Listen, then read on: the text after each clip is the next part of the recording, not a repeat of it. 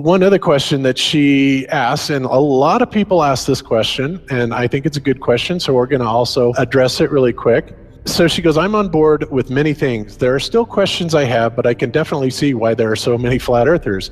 The question her husband gave her, however, is, if it's true, does it change how I live my life? For me, I have to say no. It would be nice if it's true for the government to acknowledge and stop charades. However, I find it really hard, especially knowing someone that works for NASA and his job is to get new packages ready, yada, yada, yada. So again, what difference does it make? Like I said, that's a great question. This is something that is not an easy answer because of the magnitude of what we're talking about here. How it will change your life, first of all, when you understand it, is dramatic, to say the least. Will it change you from having to go to your job every day and the things that you typically do every day? No. But when this knowledge becomes more mainstream and these agencies are starting to be held accountable, and you understand that they're all participating in this, not just the United States government, not just NASA, but China, Russia, India, all of them have space programs. They all have the same symbolism. They're all doing the exact same thing to their citizenry. And the first thing you have to understand about this is that the deception goes all the way to the top. And when I say all the way to the top, you have to kind of get rid of the notion that the people at the very highest levels are working together. The people that control the world we're not against each other. There was never any such thing really as the Cold War. We're really not enemies with anybody else. This is all a facade that's being brought on for our benefit. But the people that are in power, that have all the money, the Rockefellers, the Rothschilds, the Morgans, the on and on and on, these are the people that literally run the central banking system, which of course has permeated the entire world. And any country that tries to get away from it, their leaders are quickly assassinated. It goes on and on and on. So you have to understand conspiracies a little bit to understand the magnitude of this deception. So why would they do this? Why are they trying to hide the fact that we are on an infinite plane or on a flat earth rather than a ball? Well, the answer to that, there's a lot of answers to that, but in my personal opinion, if you isolate people into the idea that they're on a blue marble that's in the middle of a universe that is really insignificant, and there's thousands or millions and billions of other worlds and possibly other civilizations, that makes most people think that we are insignificant and that we did actually come about as some sort of an accident. Now, when people believe that, their minds are much more malleable into being given the idea that there is no God, there is no creator, that all of this is just some sort of random happenstance. And because of that, that also gives the controllers this fertile soil to build other deceptions on.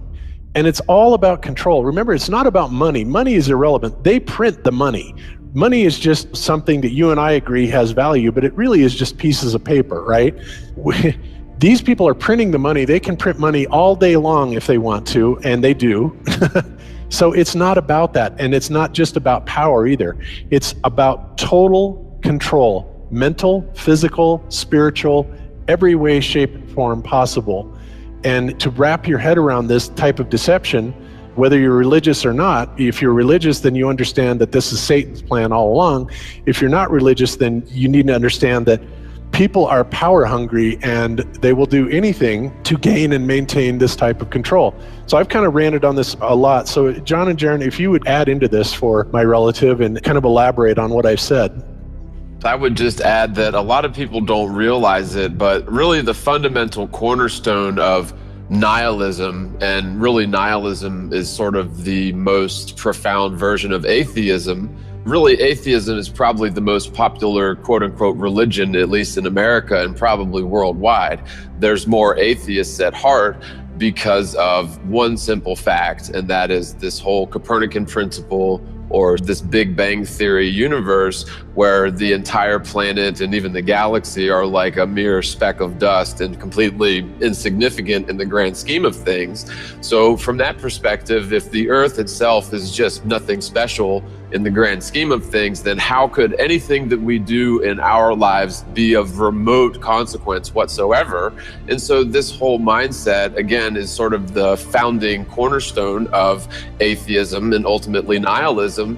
However, when people realize that the Big Bang is a load of theoretical bollocks, then it really changes this entire foundation of the world's perspective of this ultimately nihilist viewpoint. And so even if you don't consider yourself religious, that's probably because you've been affected by this culture that is ultimately nihilist. Yep, well said. And I think so obvious when you look at, and Bob, you put it perfectly, that just what the money system has done to this country and to the world, really. In the book, Why a Bankrupt America, it said that the Federal Reserve pays the Bureau of Engraving and Printing approximately $23 for each 1,000 notes printed. So $10,100 notes, which is $1 million, cost the Federal Reserve $230.